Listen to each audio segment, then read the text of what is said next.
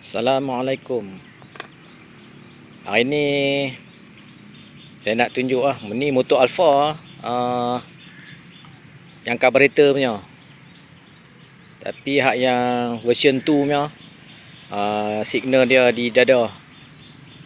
Hari ni saya nak tunjuk dia punya rectifier, dia duduk di bawah sini.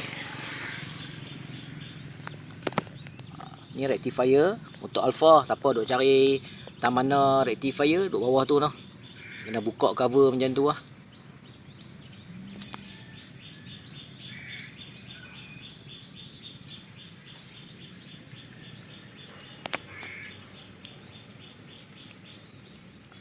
Ni dia punya kod nombor rectifier dia. Nisbah dia N1.1 131F.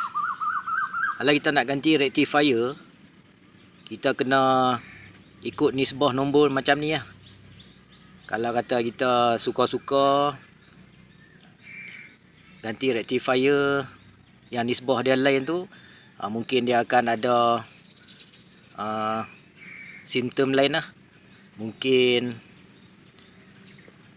charging lebih, tu semua bermasalah. Ini kebetulan saya nak basuh motor ni, tu saya buka dan saya buat video sekali. Saya duk cari rectifier dia duk tang mana, rupanya ada di bawah sini.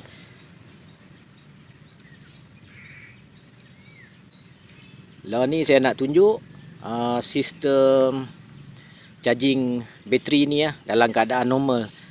Barang pun semua asal Honda lagi, belum ada penggantian apa-apa. Yang ni semua asal kilang lah. Tu saya nak tunjuk cara macam mana overcharging ke, dia dalam keadaan normal, berapa dia boleh dapat noh. Dalam keadaan idling, lepas tu kita akan rem sikit lah. Kita akan tengok dia punya volt dia berapa untuk dia charge bateri pada motor Alfa ni nah. Lah ni kita akan tengok sama ada dia ada overcharging ataupun dia low, dan adakah dia mengecas bateri dengan sempurna. Dan kita akan tengok berapa bacaan di RPM tinggi ya.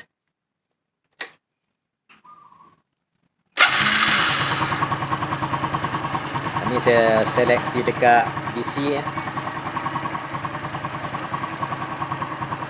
Yang hitam pi negatif bateri, yang merah pi positif bateri.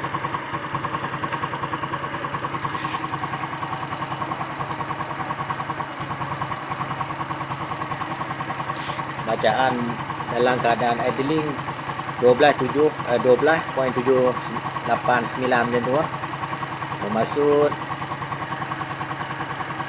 bateri ni dalam keadaan charge lah, dalam keadaan elok lah noh. Tu saya rem sikit.